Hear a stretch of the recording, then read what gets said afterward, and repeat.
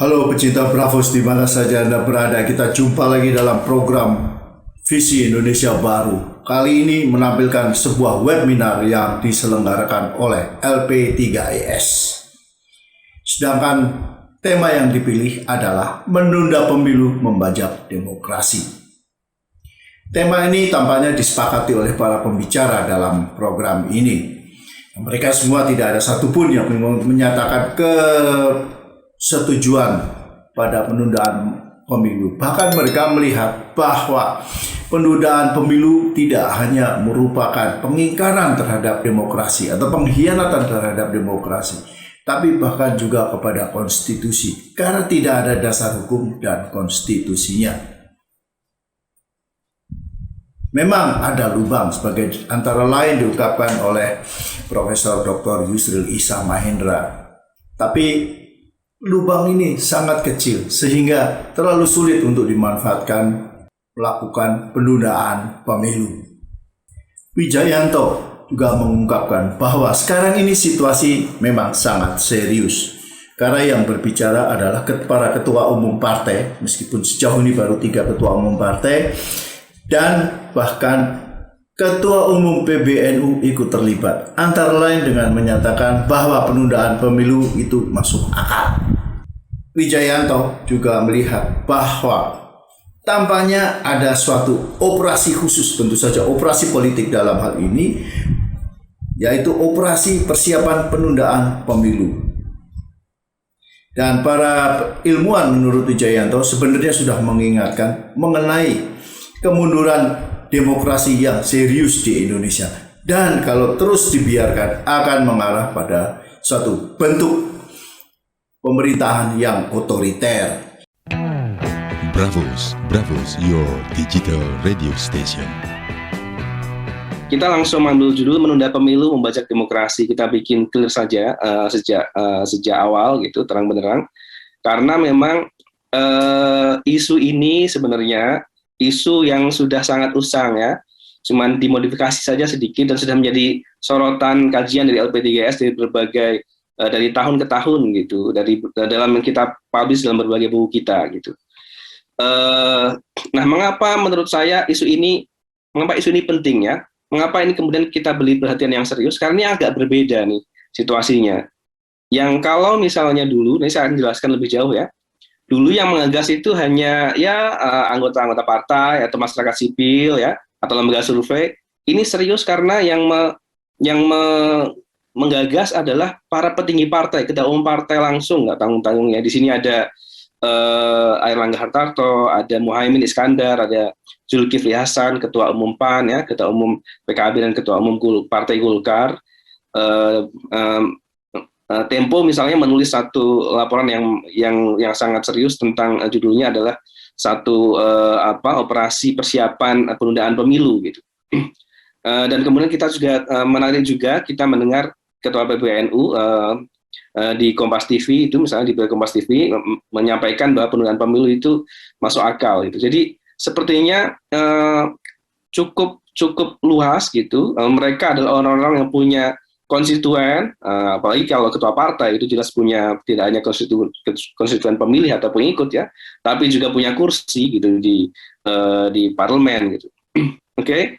Nah, mengapa ini kemudian membuat kita tersentak? Karena sebenarnya isu tentang penundaan pemilu atau dulu sebenarnya pemilu 3 periode gitu, itu sudah didengung-dengungkan yang kita kemudian refleksikan dalam buku kita, misalnya Nestapa Demokrasi di Masa Pandemi ya, Outlook LP3IS ya. Lalu kemudian yang merefleksikan situasi kemunduran demokrasi Indonesia secara umum yang juga dituliskan dalam buku Refleksi Ilmuwan Sosial Politik LP3IS. Saya dan Mas Lambang menjadi editornya ya, bersama Isa Putri, tentang bahwa kita memberikan peringatan ya, para ilmuwan ini dari seluruh dunia, dari Indonesia dan luar negeri memberikan peringatan bahwa Indonesia saat ini mengalami kemunduran demokrasi yang serius yang bisa mengarah pada putar balik ke arah otoritarisme gitu. Maka sejak launching buku ini tahun kemarin kita mengawal supaya situasinya tidak semakin memprihatinkan. Nah, lalu tiba-tiba ada muncul di awal tahun seperti ini wacana penundaan pemilu.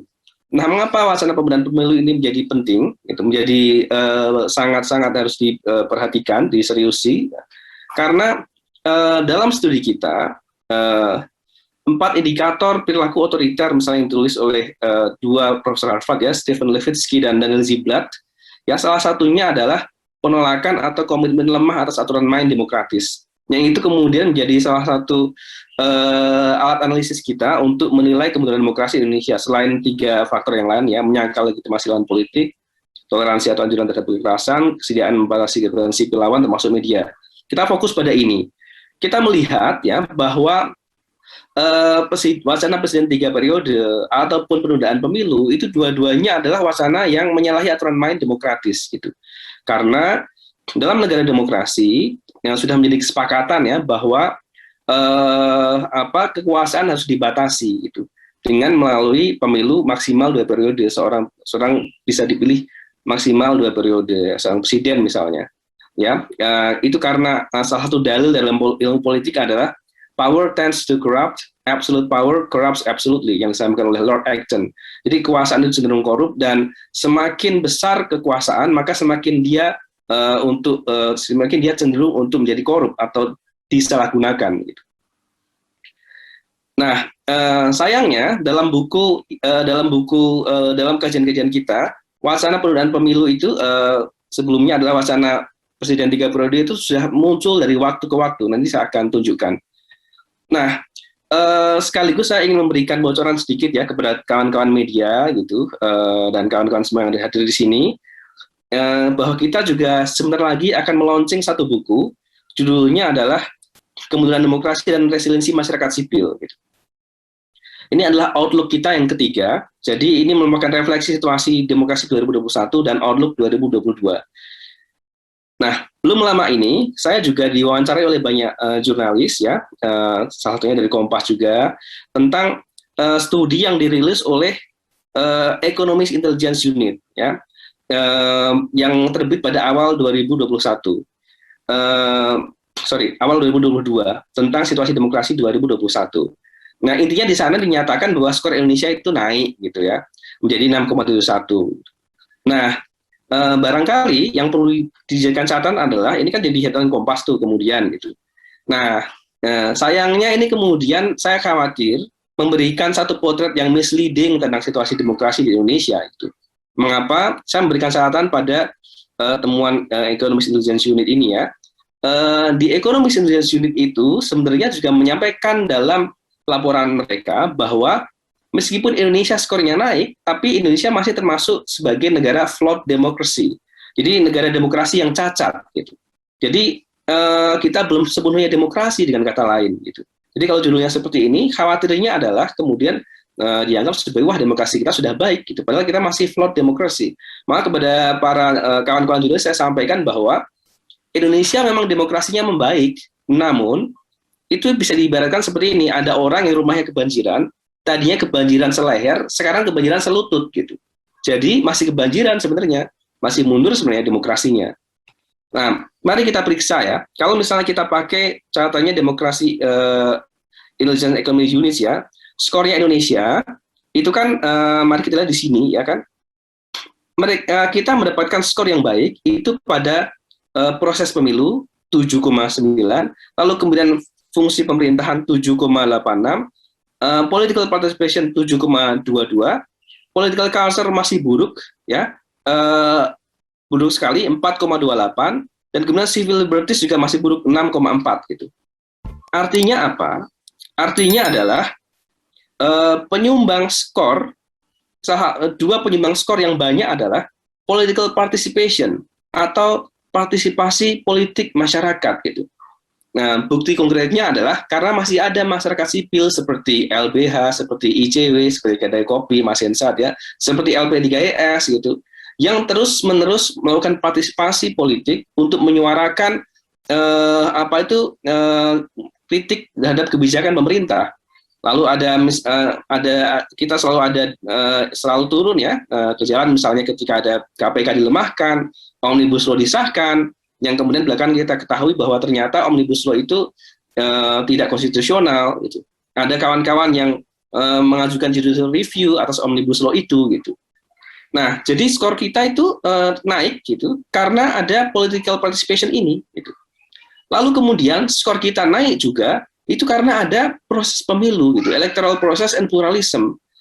Nah, skornya 7,92. Sekarang kita bayangkan kalau pemilu ditunda ya, atau bahkan pemilu bisa 3 periode, maka dia tidak bisa lagi dianggap sebagai kita nggak bisa dianggap lagi punya pemilu yang teratur, yang baik, yang demokratis gitu. Nah, maka dengan mudah kita bisa katakan bahwa pemilu skor kita pasti akan jeblok gitu. Nah, bagian lain yang masih juga buruk adalah civil liberties gitu. 6,18 gitu. Jadi skor kita untuk civil liberties ini masih kalah misalnya dari skornya Filipina misalnya. Filipina ini skornya ini 6,76 gitu. Kan kita selalu mengatakan bahwa Filipina itu di bawah Duterte itu otoriter ya kan. Tapi ternyata mereka civil liberties-nya itu masih lebih baik daripada kita gitu. Ya. Dan kita mengatakan bahwa Indonesia demokrasinya lebih baik padahal kita masih jauh di bawahnya Malaysia skornya 7,24 gitu. Jadi demokrasi kita itu masih buruk gitu. Masih flawed demokrasi. Memang agak mendingan tapi kita ibarat orang kebanjiran seperti saya sampaikan tadi. Dari kebanjiran seleher menjadi selutut ya sama-sama masih kebanjiran juga sebenarnya gitu. Oke. Nah, sekarang pertanyaannya adalah mengapa dalam situasi seperti ini ada muncul wacana menunda pemilu gitu. Kan alasan yang muncul adalah salah satunya karena pandemi gitu. Loh, pandemi itu WHO belum lama ini mengatakan loh bahwa situasi pandemi global ini sudah mulai dipikirkan untuk diubah statusnya menjadi endemi. Artinya satu keadaan di mana wabahnya sudah tertangani dengan baik gitu. Vaksinasi sudah tinggi ya. Sekarang wabahnya relatif ringan, Omikron gitu. Saya kebetulan juga salah satu penyintas Omikron gitu. Jadi virus COVID yang paling kekinian itu ya, versi terbaru dan alhamdulillah sudah negatif lagi dan memang gejalanya nggak separah Delta. Sekurang-kurangnya yang seperti yang saya dengar dari kawan-kawan atau saudara yang mengalaminya. Nah, kok kemudian pandemi jadikan alasan gitu. Lalu kemudian dia mengatakan alasannya karena kita krisis ekonomi gitu. Ini kalau misalnya krisis ekonomi jadikan alasan, nanti presiden pada masa berikutnya performanya buruk, ya krisis ekonomi dan dia mengatakan oh ya sudah kalau begitu ditunda saja ya pemilunya. Gitu. Jadi bukannya seharusnya kalau krisis ekonomi maka menjadi semakin urgen bahwa perlu pergantian kepemimpinan, perlu ada reward and punishment karena apa? Pemilu kan salah satu mekanisme untuk memberikan ini ya hukuman kepada mereka yang dipilih atau memberikan reward gitu untuk yang prestasinya baik untuk dipilih kembali ya kalau misalnya nggak bagus ya jangan dipilih lagi kira-kira begitu. Lalu ada juga alasan katanya perang Rusia versus Ukraina gitu. Nah ini nggak nyambung ya kan, jaga sembung naik ojek nggak nyambung Jack gitu. Nah atau alasan yang terakhir itu kepentingan oligarki gitu. Nah ini kalau kita periksa justru inilah yang kayak tampaknya masuk akal gitu. Mari kita lihat ya. Kalau kita lihat sejarah upaya untuk memperpanjang masa kekuasaan, jadi mau presiden 3 periode ataupun menunda pemilu kan pada hakikatnya adalah itu upaya untuk memperpanjang kekuasaan ya, untuk memperlamanya gitu. Nah kita ingat bahwa wacana misalnya ini kan wacana penundaan pemilu kan cara lain, kemasan lain dari kalau menurut saya dari upaya untuk presiden 3 periode itu. Intinya sama-sama memperpanjang masa kekuasaan. Nah ini wacananya sudah ada sejak 13 Oktober 2019. Ketika itu Surya Paloh bertemu dengan Prabowo menyepakati adanya amandemen Undang-Undang 45. Gitu. Ya, salah satunya adalah kemudian ada wacana muncul tidak lama setelah itu wacana presiden 3 periode. Nah, menarik bahwa nanti saya akan analisa juga ternyata Gerindra kok sekarang sikapnya menolak gitu ya dan Nasdem juga. Tapi kalau meskipun menolak, kita lihat sejarahnya itu dulu itu keduanya ya dan kemudian orang-orang dari Nasdem itu mengajukan ini. Kalau misalnya kita ketik di Google misalnya presiden 3 periode itu ada 7.730 tuh hasilnya banyak sekali gitu. Jadi wacana ini sudah ada sejak lama gitu. Ada tadi saya sebut 2019, lalu Juni 2021, September 2021 ya. Lalu kemudian Maret 2021 dalam berbagai tanggal gitu. Ya. Dan ini sudah dimulai pada 24 November 2019 gitu. Waktu itu salah satunya adalah kalau saya tidak salah ingat dari Nasdem juga gitu. Ya, lalu kemudian Presiden Jokowi mengatakan pada waktu itu ini menampar muka saya gitu. Tapi yang menarik adalah kemudian ini masih berlanjut sampai sekarang wacananya, dan kita ingat pada 11 September 2021 itu Kodari bahkan menyampaikan Jokowi Prabowo untuk Pilpres 2024 gitu. Nah, sementara sejak September itu agak tenang ya.